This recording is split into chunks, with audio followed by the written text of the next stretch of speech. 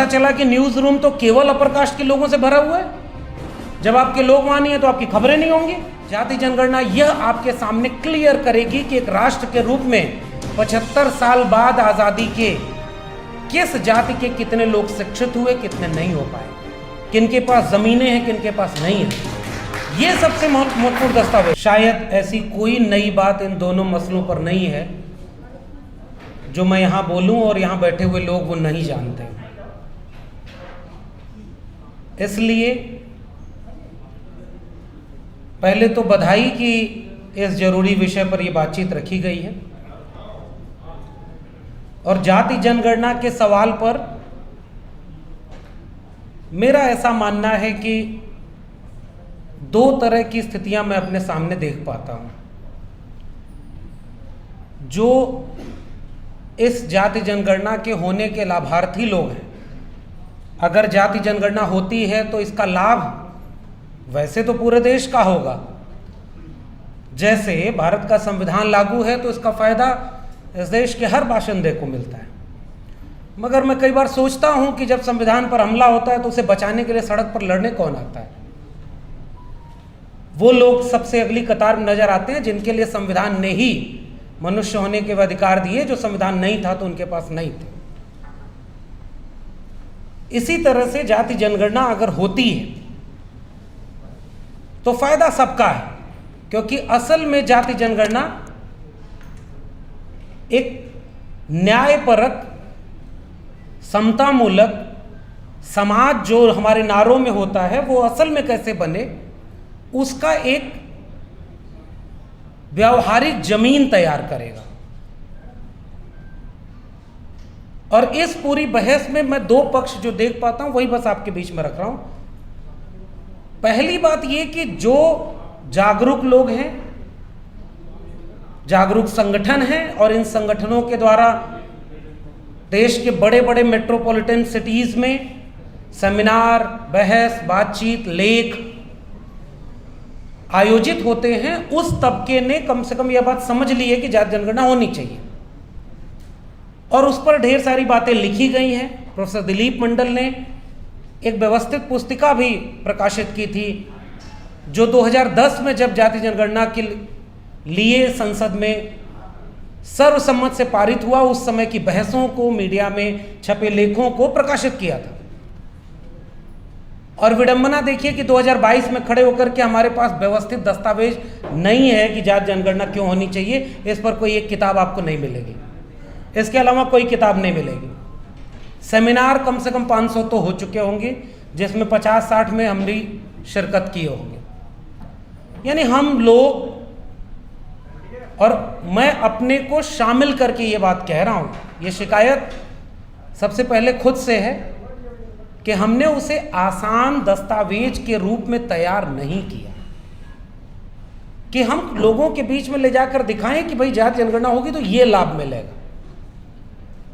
और ये जितने बौद्धिक लोग हैं, और ऐसे आयोजनों की शिकायत भी मैं कर रहा हूं कि कन्विंस्ड को कन्विंस करके, जैसे लगता है कि हम लोग कुछ दिन बाद रिचार्ज खत्म हो गया है, फिर ऐसे आयोजन में आते हैं, जोशीला भाषण होता है और फिर रिचार्ज होकर के चले जाते हैं। हालांकि वी द पीपल के कई कार्यक्रम बहुत शानदार और बहुत बहस के लिहाज से नए और दिलचस्प रहे, इसलिए मैं ये सुझाव इस मंच पर रख सकता हूं। मैं भी कोशिश कर रहा हूं, क्या एक आसान भाषा का वह दस्तावेज तैयार हो सकता है 20 पेज, 40 पेज, 100 पेज का, जो ये समझाए कि जाति जनगणना इसलिए होनी चाहिए। जाति जनगणना होगी तो कैसे पता चलेगा कि जिस देश में पेड़ पौधे और पशुओं की गिनती होती है, उस देश में मनुष्यों की गिनती के साथ यह गिनती नहीं होती है कि किस जाति के कितने लोग हैं। वह पुस्तिका या वह लेख ये समझाए कि जाति जनगणना का अर्थ केवल हर जाति के लोगों को गिनना मात्र नहीं है। जाति जनगणना यह आपके सामने क्लियर करेगी कि एक राष्ट्र के रूप में 75 साल बाद आजादी के किस जाति के कितने लोग शिक्षित हुए, कितने नहीं हो पाए, किनके पास जमीनें हैं, किनके पास नहीं है। यह सबसे महत्वपूर्ण दस्तावेज। और मैं कई बार मैंने बड़े बड़े चैनल पर बहस में देखी है, बड़े बड़े प्रवक्ता आके कहते हैं जाति गिनेंगे तो जातिवाद बढ़ जाएगा।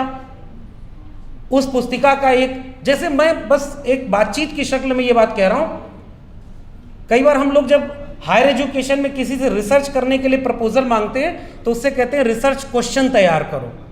आप कोई शोध करने जा रहे हो तो क्या क्या सवाल पूछे जाएंगे।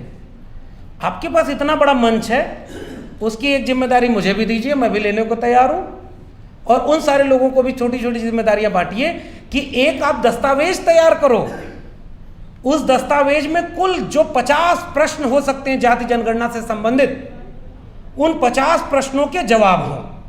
केवल इतना काम करना है। जाति जनगणना नहीं हो रही है तो ये नुकसान हो रहा है। ये जो आखिरी लाइन लिखा है, कौन किसका हक मार रहा है, क्यों जाति जनगणना वो नहीं होने दे रहा है। जितने आंकड़े हमारे पास हैं, अनिल चमड़िया जी यहीं दिख रहे थे, होंगे अभी इसी सभागार में, अभी उनसे बात हो रही थी। 2006 में मीडिया में जाति को लेकर के योगेंद्र यादव, अनिल चमड़िया जी और जितेंद्र कुमार जी ने एक सर्वे किया।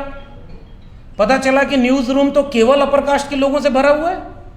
जब आपके लोग वहां नहीं है तो आपकी खबरें नहीं होंगी। वैसे ही दोबारा वह काम अभी तक नहीं हो पाया, 15 साल हो गए, दोबारा हमारे पास डेटा नहीं है। ऐसे ही जाति जनगणना पर मैं फिर से कह रहा हूं, प्रोफेसर दिलीप मंडल की एक पुस्तक है, वैसे आपको ढेर सारे लेख भी मिलेंगे, छोटी छोटी पुस्तकें भी मिलेंगी, हमने भी कई लेख उस पर लिखे हैं। लेकिन क्या हम एक ऑर्गेनाइज्ड फॉर्मेट में एक ऐसा दस्तावेज तैयार करा सकते हैं जिसमें यह पता चले कि जाति जनगणना ये इसका अर्थ है, नहीं कराई जा रही तो इस वजह से नहीं कराई जा रही है, कराई जाएगी तो उसके ये लाभ मिलेंगे, आसान भाषा में। और शुरू में मैंने कहा था 2 किस्म के डिवीजन आप देखेंगे। पढ़े लिखे समझदार लोग जानते हैं जाति जनगणना होनी चाहिए, उस पर सक्रिय है, सरकार जनगणना ही नहीं करा रही है। आप क्या करेंगे? बहुत संभव है कि जनगणना हो ही ना, क्योंकि आपकी मांग तेज हो रही है। अब उनमें इतनी क्षमता नहीं है कि वो आपको बिल्कुल हाशिए पर रख करके सामने से मुठभेड़ करेंगे।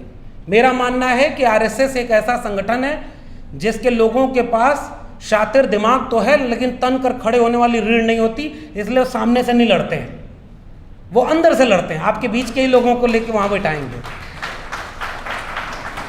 और आपके बीच के लोगों को कभी प्रधानमंत्री, कभी मुख्यमंत्री, कभी सांसद, विधायक। मेरे उत्तर प्रदेश में तो एक मंत्री जी हैं, चिट्ठी विट्ठी लिख रहे हैं, दलितों का अपमान हो रहा है। अरे भाई, दलित का अपमान तो बहुत दिन से हो रहा था। आपको जो ट्रांसफर पोस्टिंग थी उसमें थोड़ा सा अपमान आपका हो गया तो आप दलितों का अपमान मानने लगे। भाई, आप उनकी पार्टी पर टिकट लेके चुनाव जीत रहे हैं तो वो अपमान नहीं है, इसलिए क्योंकि वो शातिर लोग हैं और हम लोग केवल जोशीले लोग हैं। हमारा समाज, मुझे ऐसा लगता है कि 2 भागों में बटा हुआ। एक भाग ऐसा है जिसको पता ही नहीं कि जाति जनगणना क्या होती है, और हम कहते हैं हम 85% हैं और उसमें हम शामिल हैं, हमारी गलती शामिल है। ऐसी एक पुस्तिका मैं वी द पीपल, और ये क्योंकि बड़ा मंच है, मैं इस मंच को तकरीबन 3-4 साल से तो देख रहा हूँ, बहुत शानदार लोग इसमें बहुत अच्छा काम कर रहे हैं। एक सुझाव के रूप में है कि इस आयोजन के बाद क्या 100 पन्ने की आसान भाषा में एक बुकलेट विद सारे आंकड़े हो, सब कुछ हो, जाति जनगणना पर जारी हो। केवल ये बात एक मुझे कहनी है, ताकि इस सेमिनार के बाद हम लोग अपनी अपनी जिम्मेदारी का काम निभाएं और उस पुस्तिका को इतना सस्ता रखा जाए कि गांव वाले अपने से छपवा करके बांटें। और सुझाव भी है, लाइटर नोट पे मैं कह भी दूं, उस पे ऊपर लिखवा दीजिएगा, इस पर्चे को जो छपवा कर 100 लोगों में बांटेगा, 24 घंटे में उसे अच्छी सूचना मिलेगी, और इस पर्चे को जो फाड़ के फेंक दिया, फलाने ने फाड़ के फेंक दिया, उसके अगले दिन ही उसके घर में आफत टूट गई। हमारे लोग जिस भाषा में समझते हैं उस भाषा में समझाने की जरूरत है।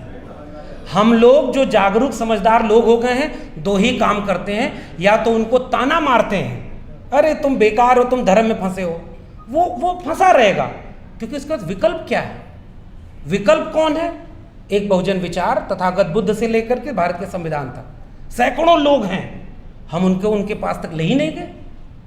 वो पढ़े लिखे थोड़े ही हैं कि वो पढ़ करके जान जाएंगे कि तथागत बुद्ध कौन है। हम फेल हुए, इसलिए अभी अचानक उनको चिढ़ाइए मत वहां, क्योंकि दूसरी तरफ एक व्यक्ति बैठा है जो उसको हिंदू बनाने के लिए तैयार है। तो मुझे ऐसा लगता है कि हमारी जिम्मेदारी ऐसी हो कि हम न उनके ऊपर तंज करें न व्यंग करें, थोड़ी अपने काम में अपनी मेहनत को थोड़ा बढ़ा दें, आसान भाषा में चलिए, कुछ डॉक्यूमेंट्स लेकर चलते हैं। इस सभागार में, वातानुकूलित सभागार में जो बातचीत हो रही वो जरूरी भी है।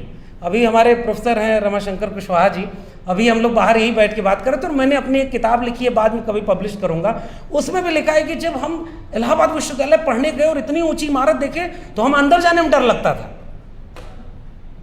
उससे आत्मविश्वास अर्जित करते करते यहां तक पहुंचे कि अब किसी बात से डर नहीं लगता। लेकिन ये बहुत थोड़े से लोग हैं। एक सुझाव मेरा ये था जाति जनगणना पर, और क्योंकि वो किताब जो दिलीप मंडल की है वो किताब पब्लिश ही नहीं है, अब तो आपको मिलेगी भी नहीं। हमने दिल्ली विश्वविद्यालय में एक ज़माने में उसकी फ़ोटोकॉपी करा के बांटा, उस पर सेमिनार कराया। आप खोज के देखिए, आपके पास कोई किताब नहीं है, लेख नहीं है ढंग के, भाषण खूब है। दूसरा, बैलेट पेपर का सवाल और ज़्यादा टेक्निकल है। मैं ईवीएम को लेकर के एक लाइन की बात केवल यही कहता हूं, मशीन है, 100% गुंजाइश है कि उसको हैक किया जा सके। मशीन है, 100% भरोसा कभी नहीं किया जा सकता, क्योंकि जिन लोगों ने ये मशीन बनाई वही अपने यहां इसका इस्तेमाल नहीं करते। एकदम आसान भाषा में इतनी बात है। इसको लेकर के नुकसान ये हो रहा है, मेरा ऑब्जर्वेशन ये है, हमारे लोग जिस दिन चुनाव हारते हैं उस दिन कहते हैं ईवीएम बैन होना चाहिए। उससे बहस नहीं बन पाएगी, वो खिसियानी बिल्ली खंबा नोची टाइप का होता है। हाँ, वी द पीपल जैसे संगठन है, बौद्धिक लोग हैं जो लगातार अनवरत ये काम करते हैं। हम लोग कोई भी ट्विटर पे एक चीज़ लिखे, नीचे 2 पोस्टर जरूर आता है, ईवीएम बैन करो वरना संविधान नहीं बचेगा। जनता को नहीं पता है ईवीएम बैन होना चाहिए कि नहीं होना चाहिए, हमें नहीं पता है कि हम उनको किस भाषा में समझाएं। मुझे केवल ये 2 बातें कहनी थी, और मैं सुनना चाहूँगा बाकी सभी लोगों से, और पैगाम के आयोजकों का, वी द पीपल का। ओबीसी हूँ, ओबीसी को पूरे देश में जाने पर एक ही बात सुनने में आती है, साहब ओबीसी जिस दिन जाग जाएगा उस दिन देखिए देश बदल जाएगा। मैं हर जगह यही सुनता हूँ। फिर मैं पूछता हूँ कि क्या सारे दलित जाग गए? अगर जाग गए तो ये पिछले वाले राष्ट्रपति कौन थे?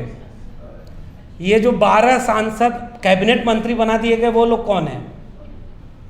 सत्ता। इसलिए मैं एक चीज ये कहता हूं कि ओबीसी तादाद में ज्यादा है, ओबीसी का दमन शोषण उस तरह नहीं हुआ जिस तरह दलित का हुआ, आदिवासी का हुआ।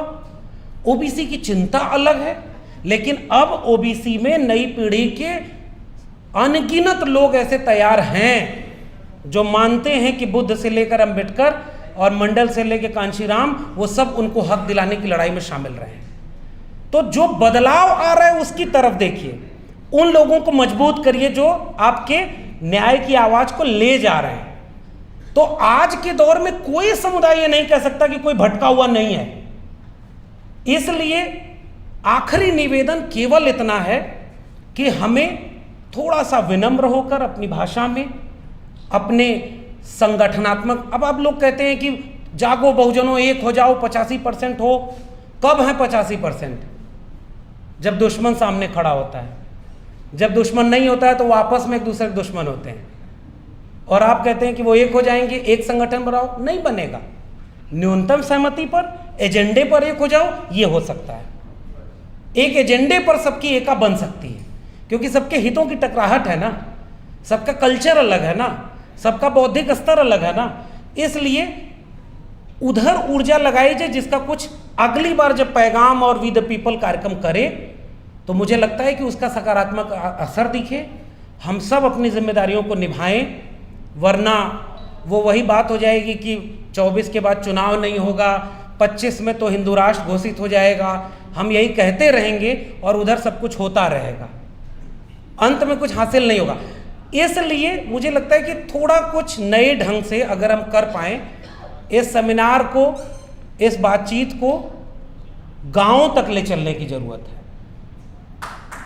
मुझे ये ऐसा लगता है गांव में इसकी बहुत ज़रूरत है। हम लोग अगर गांव के लोगों को समझा पाए तो बल्ली सिंह चीमा की एक कविता के साथ अपनी बात खत्म कर रहा हूँ। उन्होंने बहुत प्यारी कविता लिखी थी और हमारी लड़ाई वहीं से कमज़ोर है।